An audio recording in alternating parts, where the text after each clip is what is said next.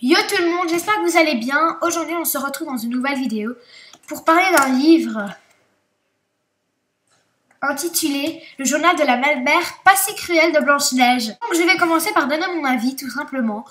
Je trouve ça très original de l'auteur d'avoir donné de faire cette série-là de livres.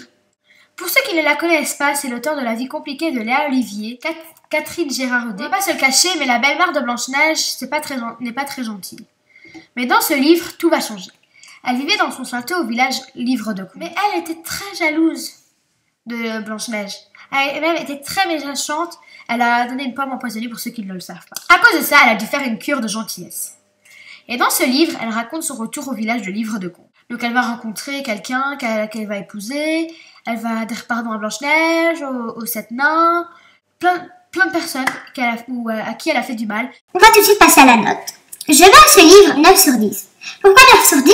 Car tout simplement, rien n'est parfait. Tout le monde, vous allez dire, oui, bah c'est cliché, rien n'est parfait. Oui, rien n'est parfait pour moi, rien n'est parfait puisque rien n'est parfait. Non. Je mets à ce livre 9 sur 10, tout simplement parce que je trouve ça super cool. Vraiment très original, comme je vous l'ai dit. Par contre, je trouve qu'on sait ce qui va s'attendre à la fin. Donc ça, c'est un peu dommage. Mais c'est vraiment super cool, ce livre. Je vous le conseille. Je voudrais aussi remercier une amie à moi qui me l'a prêté. Avec 2 amis, on a fait un groupe à 3 où on s'échange des livres. Dès qu'on a fini, on demande un autre et tout. Je vais quand même vous lire le résumé puisque il faut bien savoir. La dernière fois que vous avez entendu parler de moi, j'essayais d'empoisonner ma belle-fille avec une pomme. Mon plan a échoué et j'ai tout perdu. J'ai dû faire une cure de gentillesse, comme je vous le dis, dans un centre de méditation. Je ne pouvais porter ni maquillage, ni belle robe, et où je n'ai pas pu porter mon miroir. Donc, en fait, elle pouvait pas regarder, donc elle savait même pas à quoi elle ressemblait. Cela m'a transformée. Je suis prête à réintégrer mon village pour prouver à Blanche-Neige et à tous les autres habitants de Livre de Contes.